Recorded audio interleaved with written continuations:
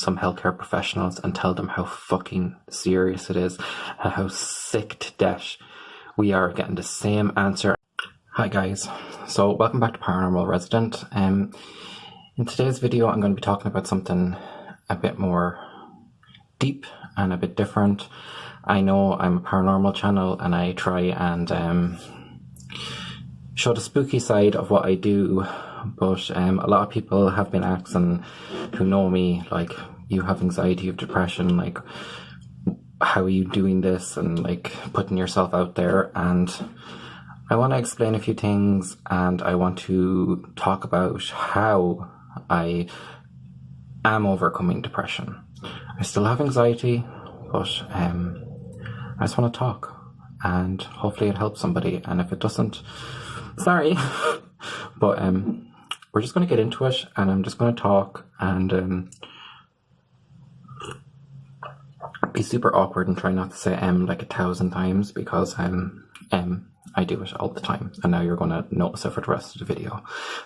Damn it. It's alright, guys. I was diagnosed with clinical depression last year after months and months of just being in a horrible place. It wasn't really that something happened to me. I don't have this deep, dark past, or I don't have this, horrible backstory. It just, one day, something snapped in me and I was in bits. I couldn't get out of bed. I was crying all the time. I was so frustrated. I had thoughts that kept coming into my head that I didn't want there, and I kept trying to push them out, and then they got stronger. So I had rumination, which is repetitive thinking. I also have OCD, but OCD never really bothered me because I could live my life, but depression, I couldn't live my life. The anxiety was so intense, I didn't leave the house. I was, I'm supposed to be looking at the camera lens, but I'm not. I was scared of everything and everyone. I was scared of my own thoughts, my own brain. I was afraid of who I was. I started to question the reality of things and what things mean, and I couldn't feel anything. I couldn't understand why I couldn't feel anymore, and I couldn't understand why nothing made sense. Nothing made sense to me anymore, and it scared me so much. And the breaking point when I go back to when I was 16. I have been on antidepressants since I was 16 for anger problems and fighting with the fact I was gay, and all them type of things can really mess you up when you're hiding your true self. But the thing is, last year there was a breaking point where I was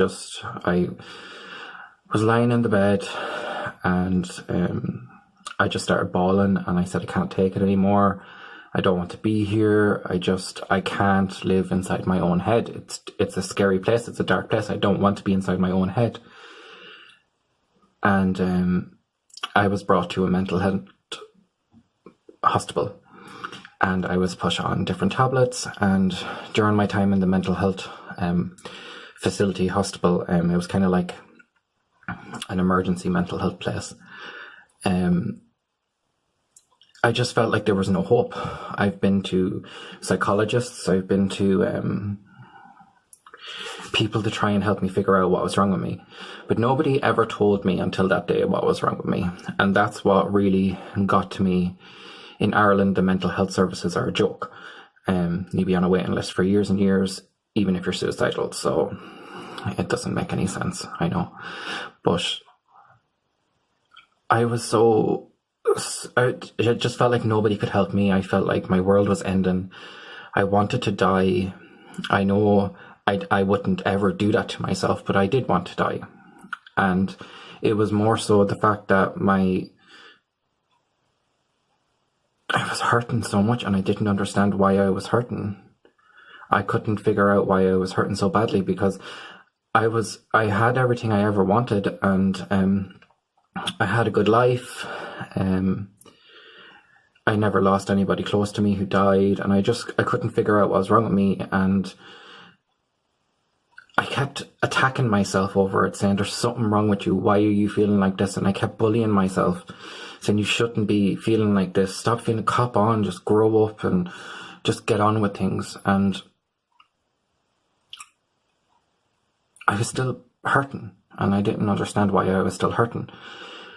So when I went to the hospital, they put me on another antidepressant along with the one I've been on since I was 16. And that helped. It did help, but I had a problem with my anxiety. I started thinking about a lot of medical things, and I didn't like the fact that antidepressants might alter me in some way. That scared me. So before the hospital, I was put on wrongly by a psychologist, an antipsychotic, to calm me down. This was before I went to the hospital, so I'm backtracking a bit, guys. And this antipsychotic medication messed me up really badly because I wasn't supposed to be on it. But at the time, the psychologist wanted to shut me up and send me away with a tablet and a prescription that I didn't need. I wasn't psychotic. I was just extremely a deep thinker and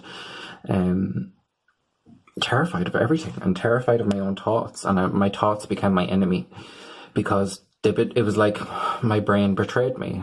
It wasn't me anymore. It was this shell of me. And so I was put on the antipsychotics, and they messed me up. And then I had to be taken off them, which I had to go into withdrawals from them, which in my state of mind was not a good thing, because as I went into withdrawals, I went further into depression, and I went further into anxiety.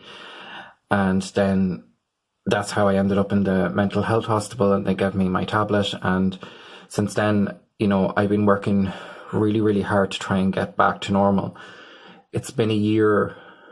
This month, it would be a year since I was really bad. And it's still very fresh. It's still very scary. And I'm terrified every day I'm going to go back into it. I'm terrified every day I'm going to get repetitive thoughts. I'm terrified every day that I'm going to be scared for the rest of my life. But I want to tell people out there who are suffering, people who in Ireland who can't get the help they want, people around the world they just don't know what to do. They've talked to psychologists, they've been on medication, they don't know what to do. I want to tell you what I did. And Paranormal Resident has a lot to do with it. So after Christmas, from last year to Christmas, I was really bad, and coming up to the Christmas time, I was getting better and feeling a bit more like myself, but it was still torture. I still was stuck inside a head that I didn't want to be stuck inside, if that makes sense. Anybody with anxiety will know that when your thoughts betray you, when your thoughts aren't your own thoughts, and they're dark and deep and horrible, and they think that you're going to die any moment, it's a horrible place to be. So coming up to Christmas, I was starting to get better. Then the new year, I said, right, I have to help myself. So I started to eat right. I cut out coffee, because coffee made me jittery, but I love coffee. So now I just drink tea, which still has caffeine, but so in January, I was just getting fed up with things, and I was like, if I keep going, like I was getting better, and I was proud of myself for getting to the stage where I didn't want to harm myself anymore. So January was a month for me where I did a lot of thinking about what I wanted to do in my life and what I needed to do. With anxiety, everything you should do, you don't do. So the one key thing for me in anxiety was, if my mind told me, don't get up, you're worthless, I got up. If my mind told me, don't go into the shop, you're going to be scared, I went into that shop. So I thought of anxiety as an actual person. I thought of anxiety as a bully, and I named my anxiety. And I targeted it. I attacked it daily. When you give your anxiety a physical, because you have to remember anxiety is an invisible force in a way that's attacking you all the time, and you can't understand it, you're scared all the time. So I gave my anxiety a name and I started to attack it. And every time my mind told me not to do something, I did the opposite. And it was over months and months and months. This just...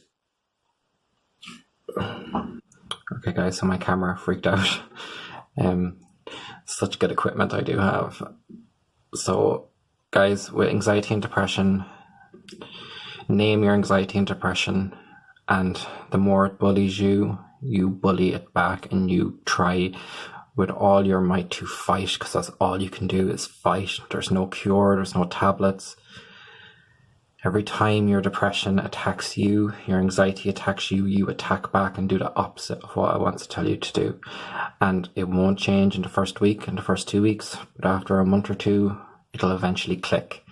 You have to practice to be better, and that is the main moral of this story. You have to practice to be better. So I want to let people out there who are suffering with anxiety and depression know that you're not alone. There is help. You have to fight. Please, please don't take your own life.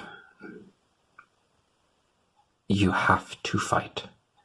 Your family and friends, they want the best for you. They really do, even though they mightn't fully understand what you're going through, because if you've never suffered with anxiety and depression before, it's very hard to understand. And a lot of people are just like, oh, get over yourself, cop on, like, what are you sad about? They need to understand that as an actual disease. It's your brain is not doing what it's supposed to be doing. So guys, Paranormal Resident has helped me in so many ways. This little YouTube channel, this little running around the countryside looking at haunted locations and taking my mind off a lot of things. And I just want to tell you, you're not mad. Stop feeling so bad about the fact you're thinking this way or feeling this way. Stop punishing yourself for something that can't be helped. It's a natural thing. Your body is defending itself.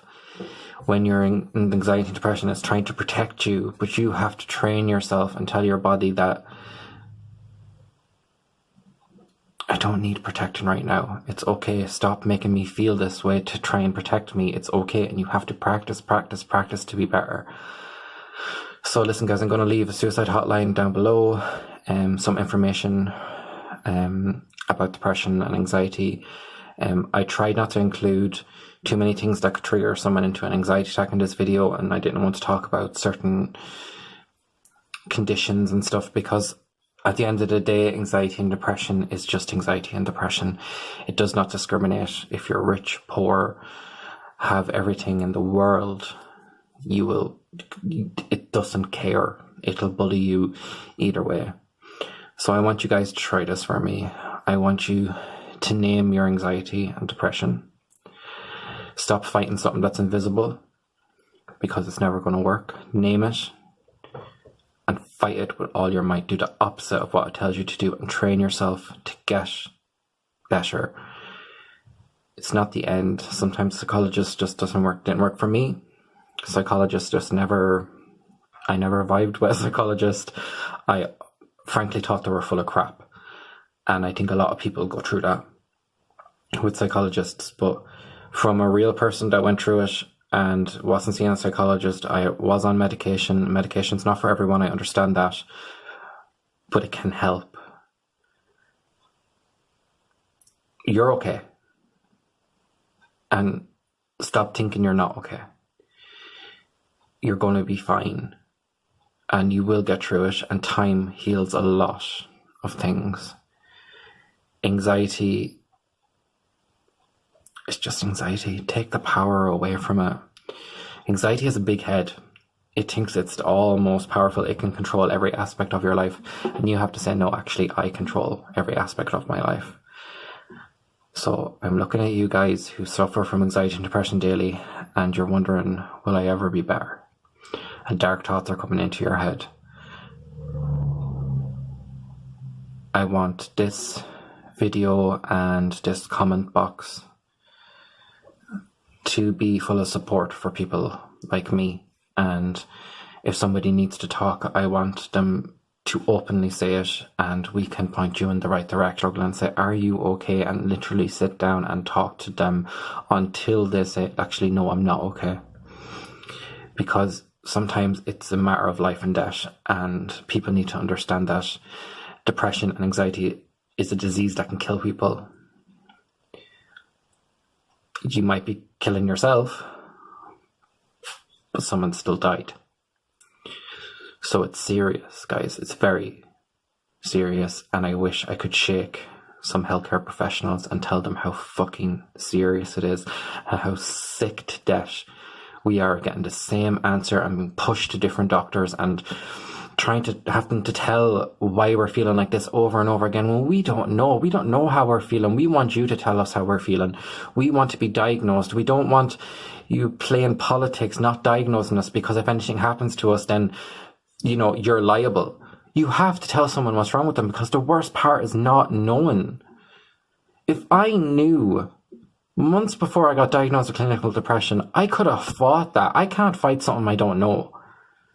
So please, if you're a doctor, if you're somebody watching this, tell the patient what the hell is wrong with them. That's all they want to know. They're scared. They want to know what the hell is wrong. Lay it out in black and white. Don't be telling them bullshit. Like, oh, we'll send you a psychologist to say, listen, I think you're depressed.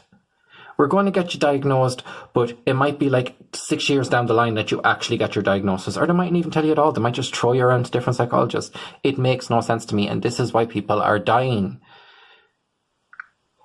Healthcare professionals, just wake up and be normal people. If it was your son and if it was your daughter going through the same thing, would you say the same to them?